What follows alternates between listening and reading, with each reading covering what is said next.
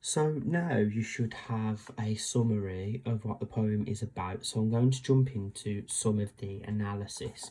So this poem is written in blank verse. Blank verse means when every line is in iambic pentameter. So iambic pentameter, I'm sure many of you will remember this, but I'll just explain for those that may not. Iambic pentameter is basically when every line has 10 syllables, okay? And that's pretty much the only rule that this type of poem follows. Usually there's a specific emphasis on where there's a regular rhythm, so where the poem flows quite naturally, and where the poem suddenly pauses, and where there's an irregular rhythm, so where we as readers are forced out of the rhythm and we have to focus on something. So usually that's what the aim of blank verse is. Another thing about the form of this poem then is it's what we call a pastoral poem, okay? A pastoral poem is a poem about nature. So this is what we would say about the form of poem: blank verse, pastoral poem. So I want us to think about blank verse as we read through some of the lines. So do some of these quotations flow freely, or is the rhythm irregular? So as we look at specific language features, I also want you to think about this. So the first part that I would think of in terms of the power of nature then is the very first clause here. We are prepared. So here we get a sense of the narrator, the persona in the poem, being quite arrogant, okay? Because that is a pretty strong statement. Whatever nature is going to throw at us, we are prepared for it.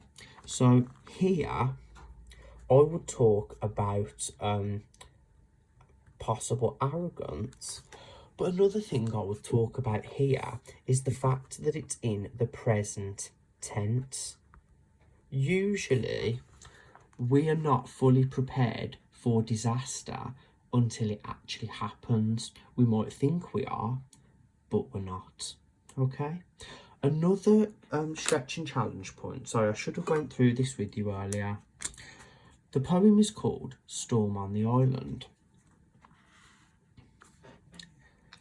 Now, Heaney has done this on purpose because the first 8 letters of the poem spell out the word Stormont.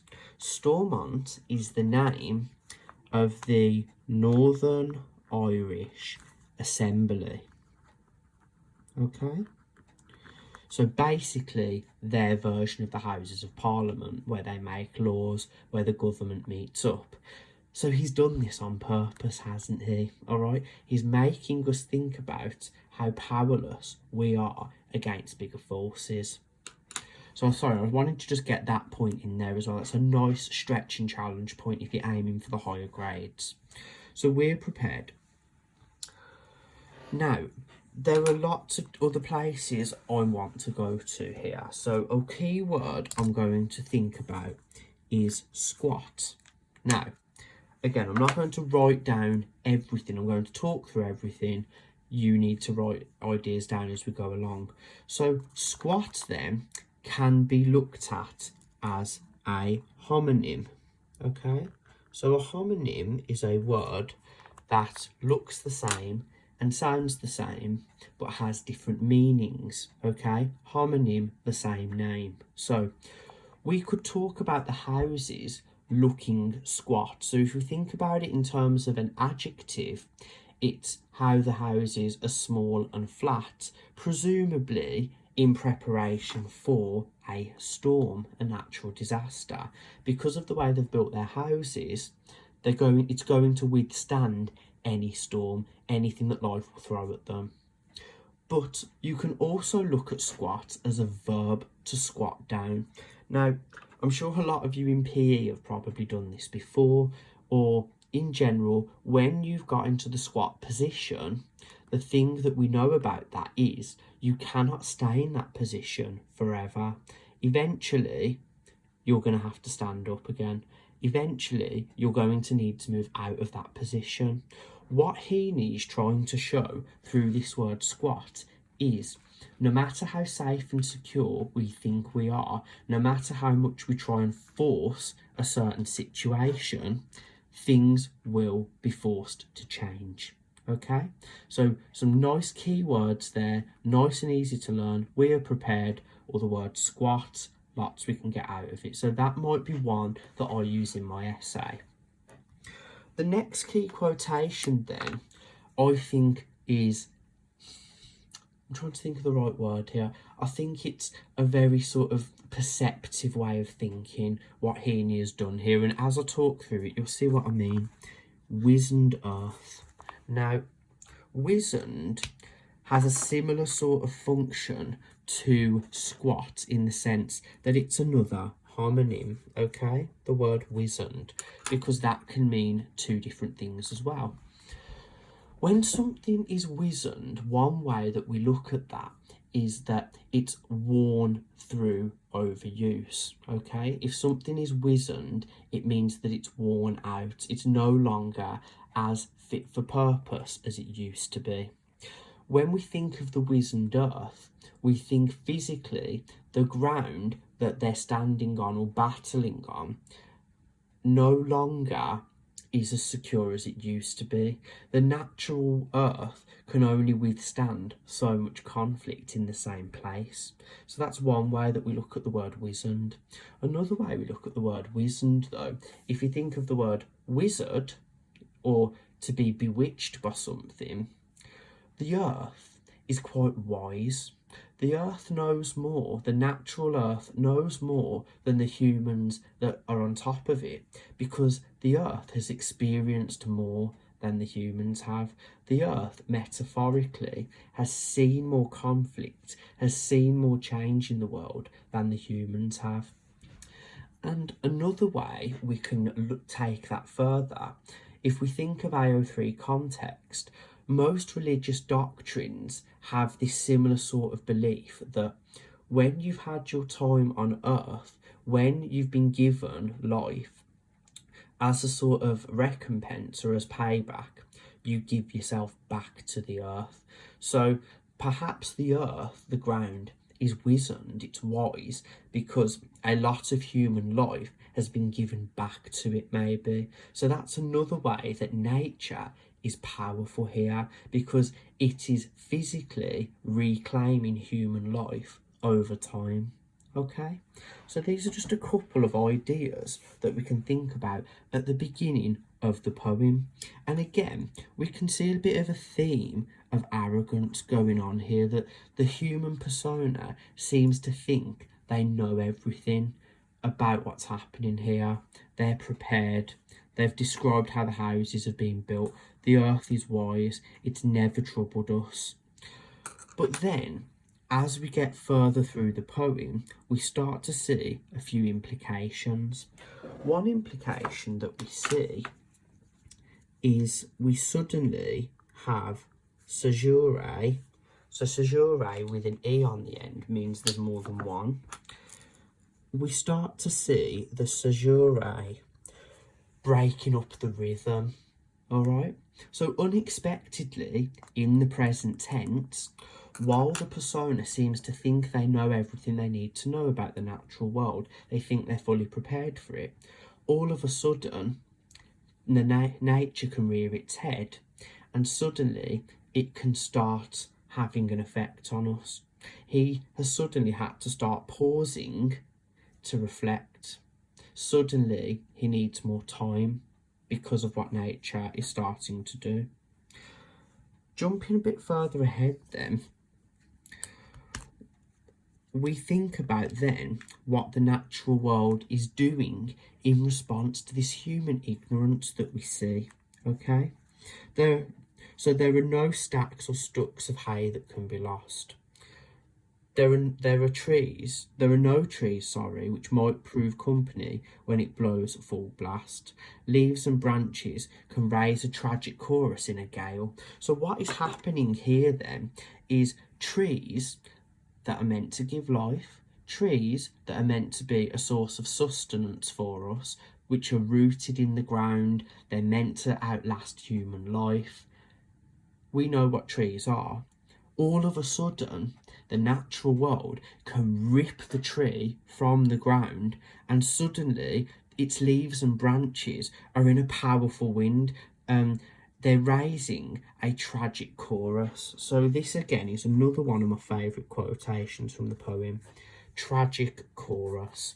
So bonus point if you already know the language feature I'm about to come up with. But here we have an oxymoron. Okay, so when you've got two contradictory words put next to each other for effect or to heighten the emphasis between them. So if a group of people are in a chorus, they're in harmony with one another, aren't they? So we think of church processions where people are singing in chorus.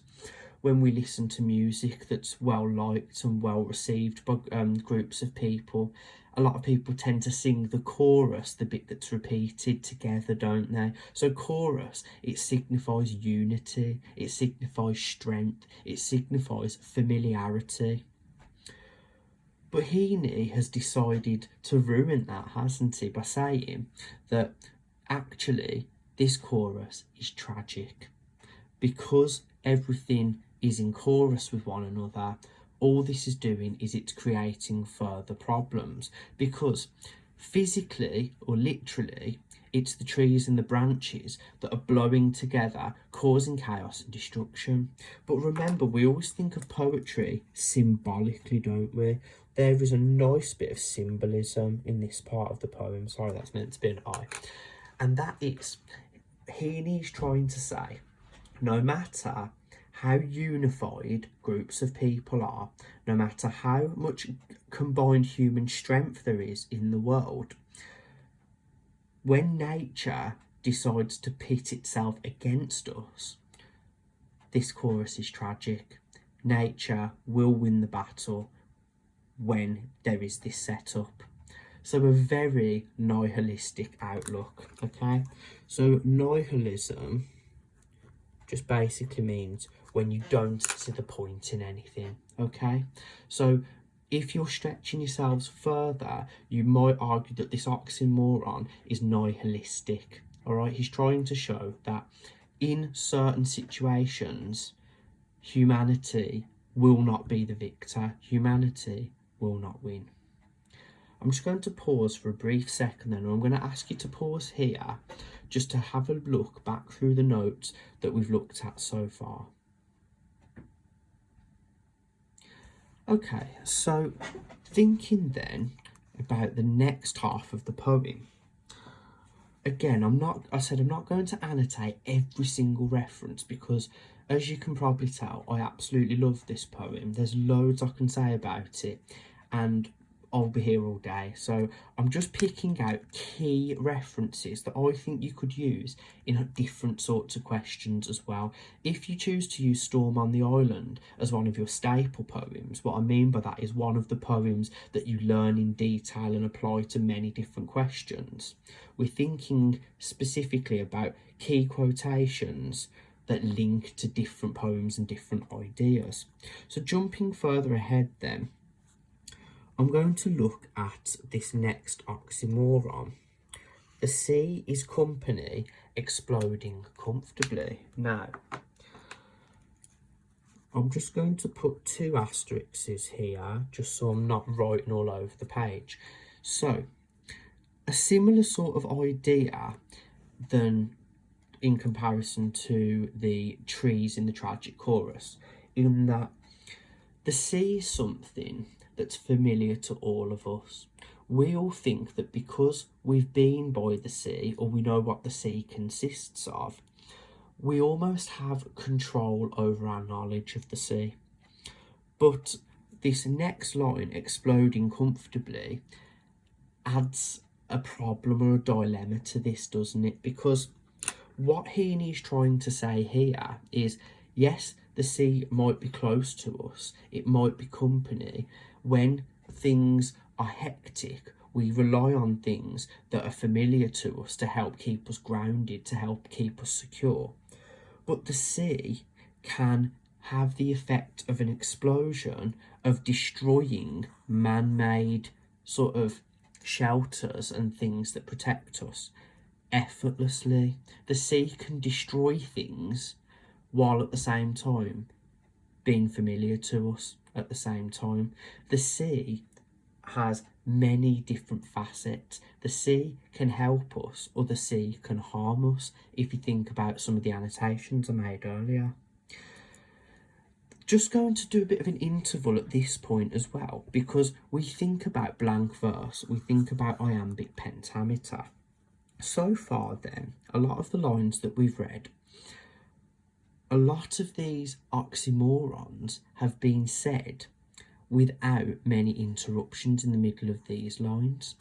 And what this could be showing is through the iambic pentameter, these are clear, uninterrupted thought processes. So you might think that the sea is company. There's no pause on that line, is there? Exploding comfortably down on the cliffs. What he's saying here is that nature can effortlessly destroy anything that's man-made without any interruption.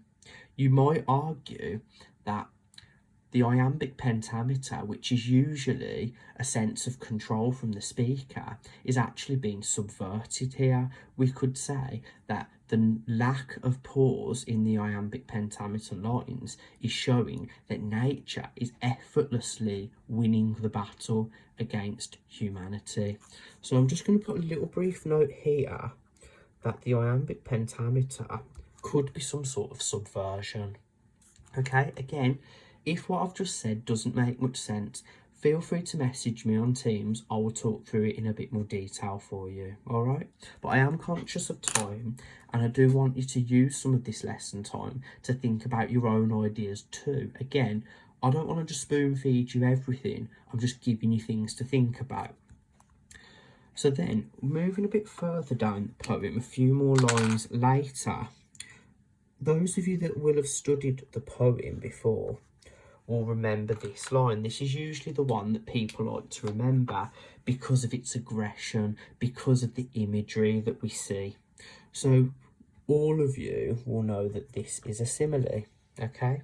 The spray from the sea spits like a tame cat turned savage. Fantastic line here.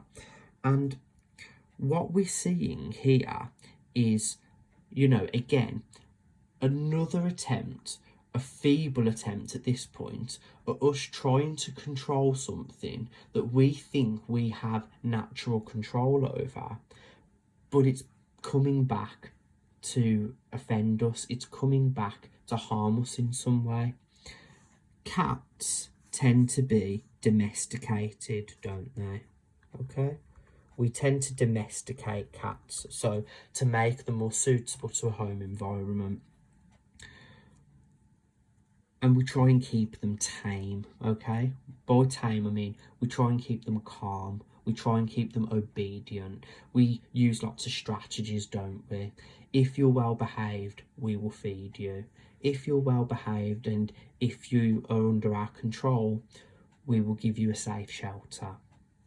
But what he's showing here is that at any given moment, when the cat feels like it, it can suddenly change its mind, and it can suddenly decide, I am not under your control actually. I've decided I'm going to turn against you, much like how nature has turned against humanity in this poem. It seems inviting, it seems like it's under our control, but it's deceptive, okay? Nature not only can be destructive, but it can be deceptive as well. So maybe that's a key point we might want to consider. Nature is deceptive as well as destructive. We've got lots of ideas now we can use for our question, but we aren't done yet, okay? These are specific quotations that we might decide to use. Another one as well, just because, again, I think this is masterfully done. Space is a salvo. So here, within the same clause, within the same line, what Heaney is saying is that this current battle that's going on is a salvo. A salvo is like a battlefield where the shots are fired. If you look at this short clause in comparison to the whole poem, symbolically, time is also going to be something that's against us, isn't it? In the grand scheme of things, history isn't always going to remember specific conflicts or specific events. The overall battle for power, in another way, when we look at the whole page graphically, the battle for power against nature is also meaningless here as well, isn't it? Because we might hold on to power for a very, very split second of time. So when we get to this end stopped line here, so where there's punctuation, we might be able to hold on to power for that brief second or synapse in time. But then, in the grand scheme of things, nature will win.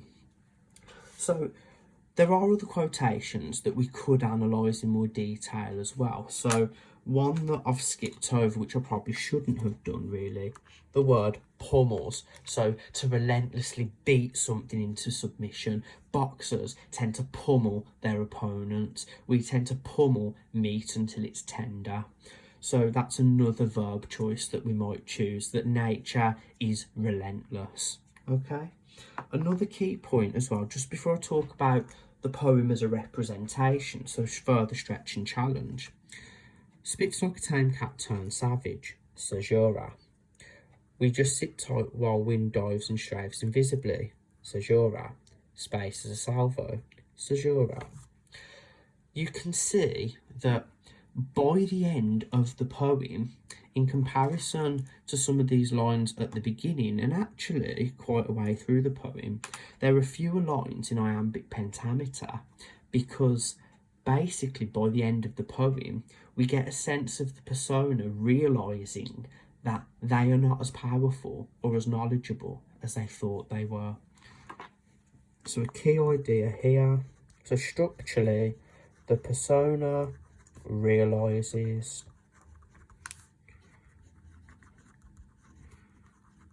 they're not as powerful as they initially thought. So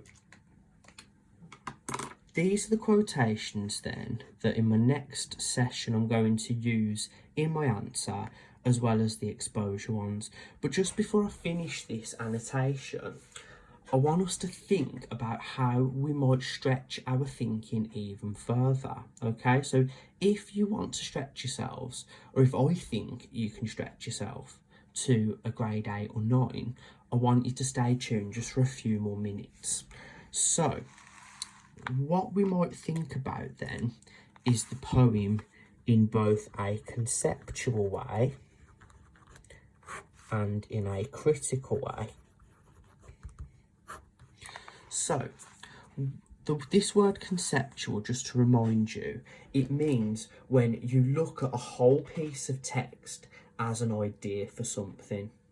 When you look at a text critically, it sort of ties into conceptual, but it doesn't have to be a conceptual reading. Critical is when you are arguing that the text has a specific meaning, or there's a specific moral behind the text, for example.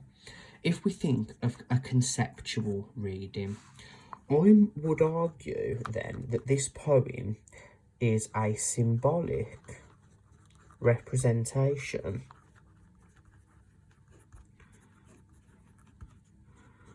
of the human life cycle.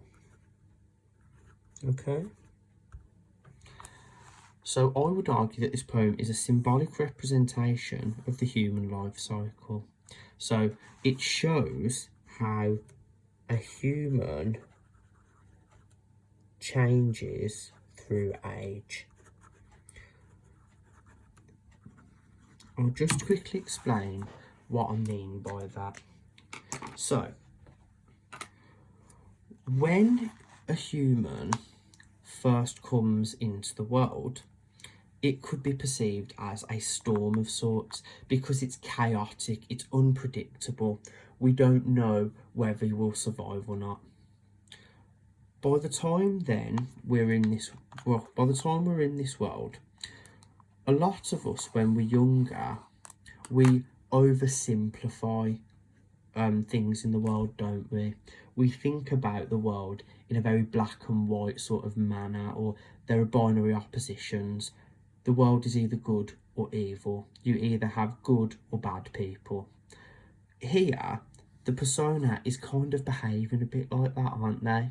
That they think they know everything about the natural world, or they think they know everything about the battle that's about to ensue. Unexpectedly then, sudden, tragic, dramatic, life-changing things can happen to a person during their lives that will suddenly determine the path that they go in life. So when we look, for example, at the tragic chorus, when the trees have been ripped from the ground and the branches are now flying in the air, this is a life experience that we were completely unprepared for. When people are younger in life, so it could be as children, adolescents, teenagers, or even as young adults, what we thought we knew about the world could suddenly change, and we have to act there and then. We have to see how we'll cope with that. As the poem then goes on, and as the life cycle goes on, we see all other things that we thought we knew suddenly changing. Our perspective on things that we thought we knew changes over time. And this changes how we see life, doesn't it? So when we look at the sea is company, exploding comfortably, yeah, this idea that while the sea is something that's always been there, we can suddenly see it in a completely different way, can't we? Because they suddenly realised that the sea is actually causing a lot of deaths. The sea isn't the same thing to other people as it is to him. As we get further and further down, the persona realises that life can be quite punishing, in the sense that you become more humble. The world kind of forces you into your place. And part of wisdom, being part of the wizened earth, can be knowing your limitations in the world, knowing that you don't know as much as you thought you knew, knowing that there are more powerful forces out there that we can't control. By the time we get to the end of the poem then, it's a huge nothing that we fear. I know we didn't really analyse that quotation together. Sometimes by the time we get to the end of our life cycle, we might question what life was all about. We might start to think, well, actually, I was focusing on the wrong things in life. We can suddenly have regrets about things. We can suddenly realise that actually we were looking at things in quite an ignorant, limited way. So that's just an example of how you might look at the poem in a conceptual way. It's extremely difficult to do. Yeah, doing a conceptual reading of a poem is challenging, but if you can show the examiners that you're trying to do this, and you're stretching yourselves and you're using your quotations, your language features, structure features and context to back all of that up, that will make for a really compelling, interesting essay.